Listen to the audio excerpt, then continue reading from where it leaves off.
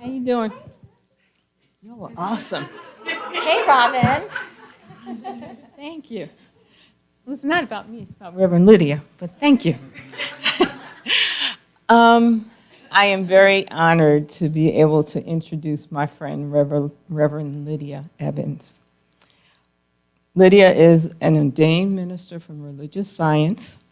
She is affiliated with the Global Religious Science Ministries, and she is the president of the Alliance of Spiritual Understanding. Her concentration is on women's self-esteem and frequently gives classes and lectures on topics of loving yourself. Reverend Evans speaks every second Sunday at the All Paths Gathering Center on Lakeside in Richmond, and she holds Women's Wisdom Wednesdays. I don't know how she came up with that. Women's Wisdom Wednesdays every third Wednesday of the month at the All Paths Gathering Space. Whoa, whoa, whoa, whoa. She leads guided meditations, seminars, and focus groups. Her meditation CD, which is called Breathe, is now available. But what I want to say about Lydia, she is an incredible woman of God. She is prayerful, she is powerful, she is poised, and she is passionate about everything that she does. And you guys are in for a real treat with her talk this morning. We've already heard it once. I'm looking forward to hearing it again. So thank you. Come on up, Lydia.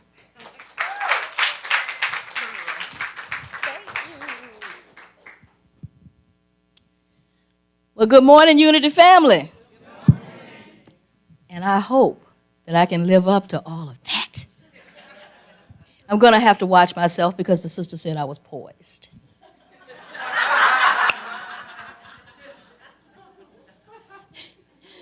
I want to talk to you this morning about checking your ego at the door. And it's a good thing that people in here are so conscious, because with all the talent that I see in this room, there could be some inflated egos. But to be able to check anything, you got to know what it is. And this morning when I asked what ego was, Heather gave me the acronym of edging God out. That's true. But ego is that part of the psyche that experiences the outside world and only acts and reacts to what it has learned. In fact, the ego has absolutely nothing in and of itself. It can be called the I. For all intents and purposes, it is man. And by reason that man is divine, because of that divinity, we can choose to make and remake whenever and whatever we want. Now, that's a strength, but it can also be a very great weakness. Ego of itself is nothing.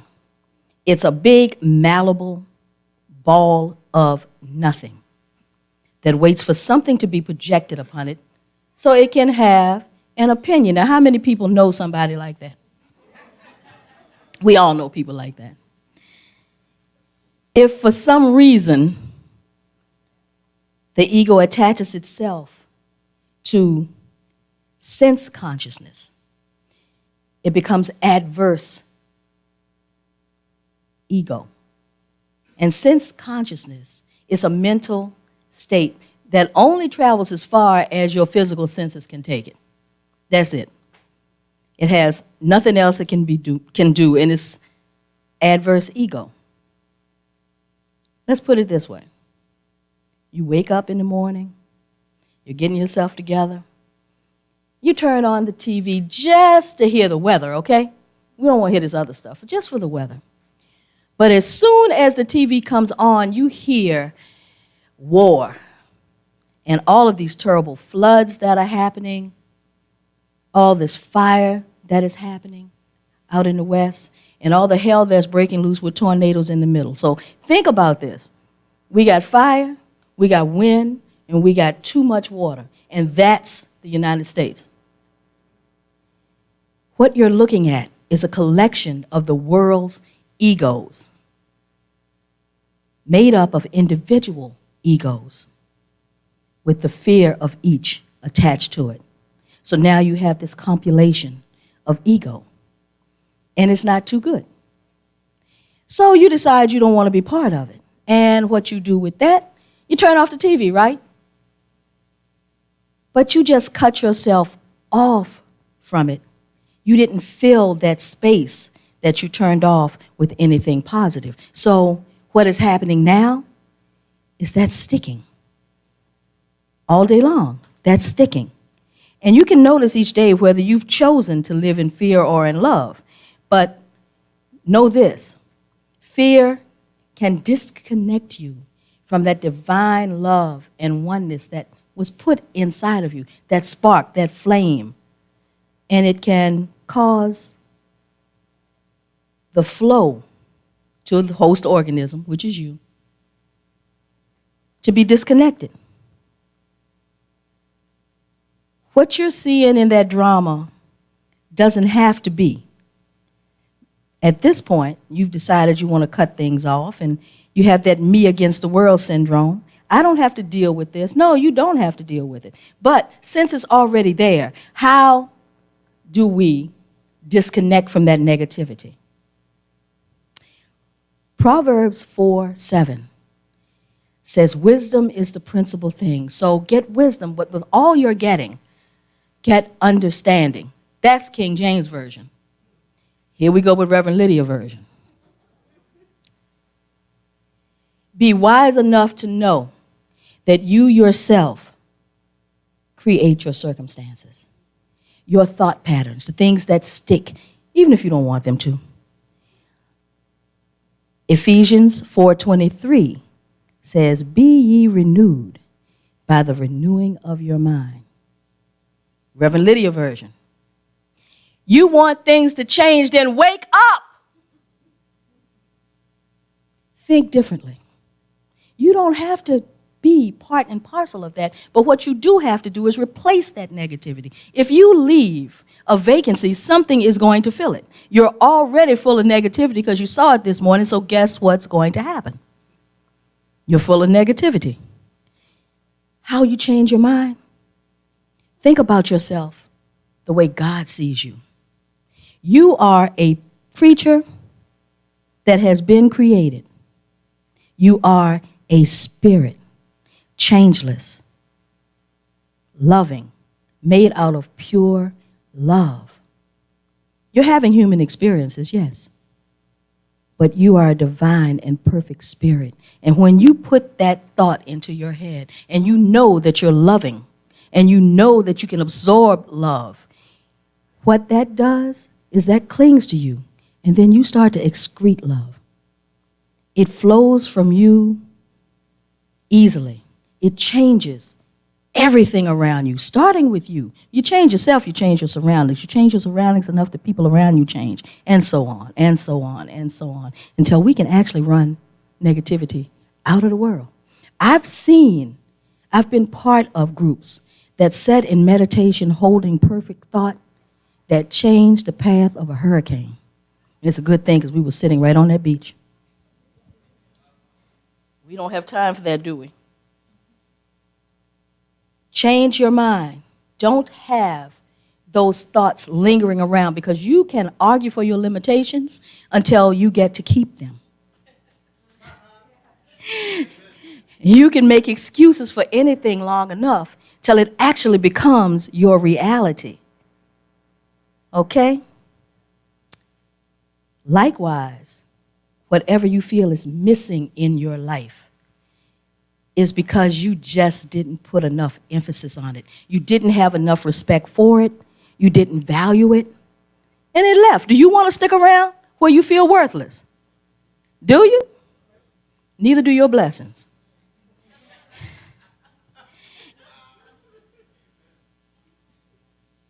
Cultivate an attitude of gratitude. And what I mean by that is change the way you feel about everything you see. Now let's just pick something that people understand real well. Money. The act of saving is a habit. that habit is more important than how much you save. Because to save means that you respect that thing. You are saving that thing. You are putting that thing somewhere that nobody can bother with it. Because of the respect you have for it, it grows. Now, that's good ego. You can enjoy that. People will save money knowing that it's for something special, and they will put energy around it, and they give it all kind of love and attention, and that's the attitude of gratitude. You have to have that attitude of gratitude. It becomes respect. Respect itself becomes a habit. You can't even learn anything from someone you do not respect. When we were young, I heard frequently, especially me, do what I say, not what I do. You ever hear that? Come on, some of y'all in here old as me. I know you heard it. You can't do that to children today. Kids today know when you're phoning it in. And they will ask you, well, if it's that important, then why don't you do it? Why aren't you behaving a certain way? And you can't say anything to them because the kid's got a point. They know. If you can renew your mind by turning that egotistical theory 101, that's when the adverse ego appears. And you can take that egotistical I, and me, and change that. Change it to I am. And what you say after the words I am means the God of me is. So if you can come up with something negative after that, that's on you, because my God is not negative. He's not lacking. He doesn't argue. He protects and he respects. And that's the way you were made. When you respect things and people and even objects, you bring more joy around it. You surround that thing with joy. You surround yourself with joy. You surround your world with joy. It's kind of like dropping pebbles in the water and watching good vibrations go out. Remember that scenario? We've all heard that a million times. Now I'm going to ask you something. Do you know how a pearl is made? Pearl is made, people will say, from pressure. But what is a pearl? A pearl is an errant piece of grit. Now, I'm a northern girl. We don't even eat grits. We don't deal with grits. Grits, dirt, okay? My husband is shaking his head because a southern boy loves his shrimp and grits. And I make it quite well. I just ain't eating it. Okay? But that piece of grit is an irritant to the little mollusk. And this is kind of gross for right before lunch, but what he does is he surrounds that piece of grit with mucus and saliva, body fluid, whatever you want to call it. And it might take years, but it turns that errant piece of grit and irritation into something that people have fought and killed over because it's important, because now it's a pearl and it's worthwhile. That grit wasn't worthwhile, right? Yes, it was. Because without that grit and the change in the mentality of the mollusks, you wouldn't have a pearl. So wouldn't it be really, really nice if we could take all of the grit and all of the junk and everything that we have been given? She is so cute. And cover it with what we know. And what we know is that we are made in the image and likeness of a supreme creator, which makes you quite supreme. Jesus Christ himself said, when people were trying to give him compliments on whatever he did, I didn't do it. The Father within me did it, because I and my Father are one. Now, if you want to remember anything, remember that, because it changes the way you think about yourself. How are you going to stand there and think about yourself as being the image and likeness of the creator of everything and think negative? Do you know who you are? Do you know whose you are? Are you ready for that challenge? Now, I said ego can be our greatest strength and it can be our greatest weakness. Now, here's the weakness part. We're just too lazy to put the effort into finding out who you are and remembering who you are. That's why you swallow whatever comes your way. We can't have that. We're not made to be mediocre. You didn't wake up this morning being mediocre. You become mediocre later on in the day when you decide that anything else greater than isn't good enough for you.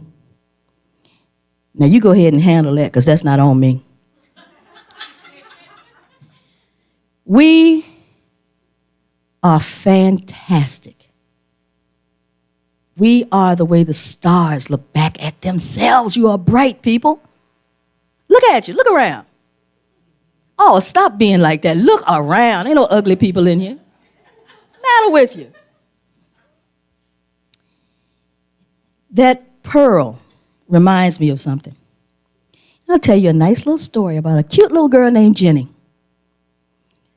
Jenny's parents taught her, if you want something, you work for it. You save for it.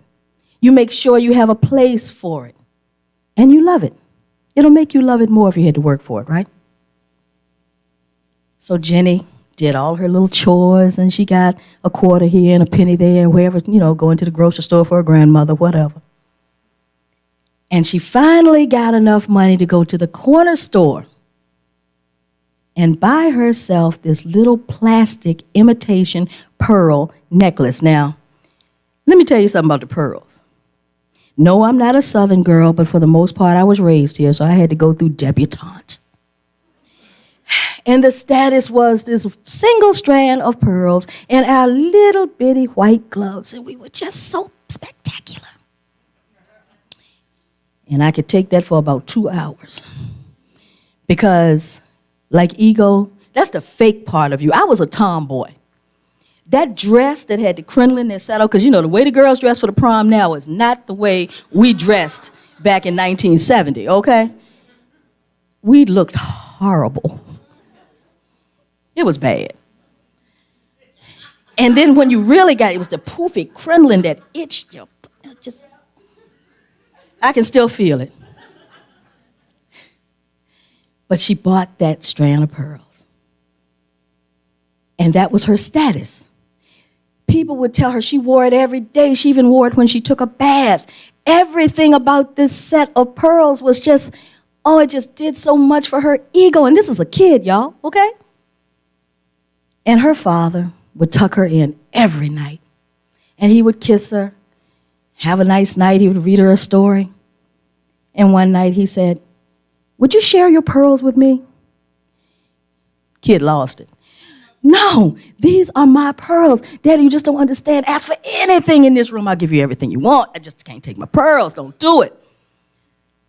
And Daddy went away. This went on for several nights. And then one night, as he tucked her in and kissed her goodnight, he realized something. She wasn't wearing her pearls. And she reached under the pillow, and she gave them to him with her little lip trembling. And he said, "But baby, these are special to you, and you love these." She said, "Yes, but I love you more." And he reached in his pocket and pulled out this cute little blue box. Ladies, you know it was Tiffany's, right?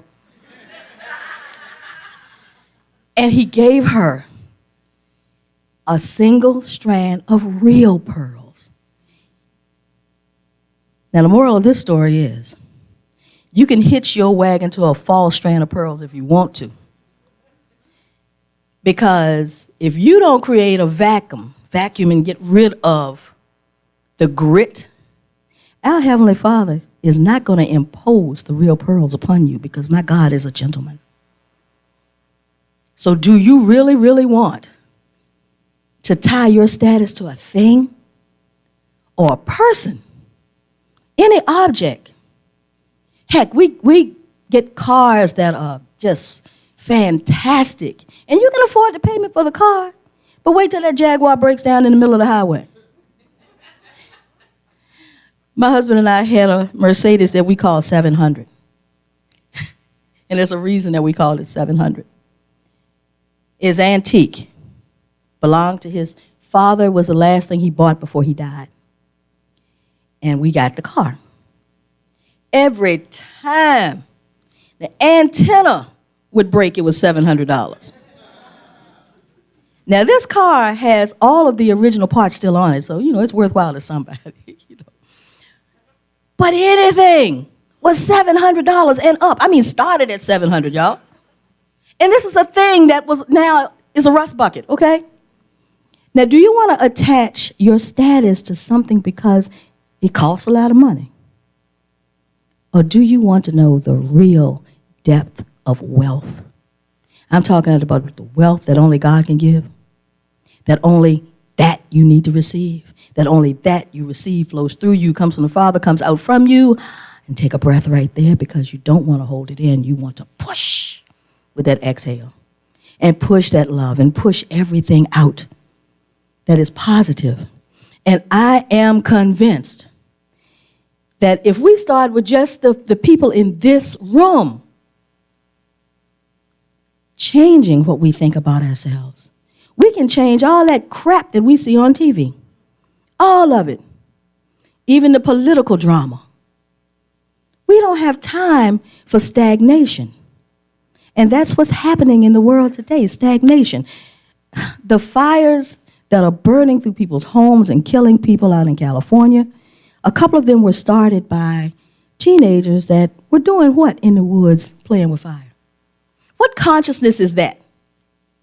That you would not only risk your life, because if it burned fast enough, you're not getting out either. And then the floods. Because we have no more trees and the soil is now eroded and we have nothing to stop the rivers from rising and sucking up the water, they're sucking up homes and cars and people and streets. And even Tornado Alley is a consciousness of the people. Been knowing that for years. So I want you to change what you're thinking. And it used to be a thing that says, I am somebody.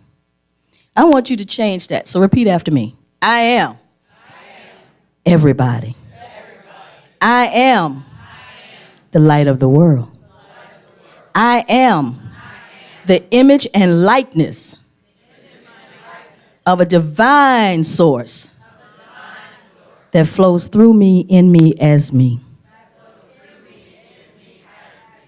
I am spectacular. Y'all believe it? I want you to say that about yourself. And the next time you hear something as stupid as, we lack, no, we don't. We don't lack anything, because my God is not a God of lack. Now, if that person wants to lack, let them do it. And I thank you for listening to me while I talk to not only you, but myself.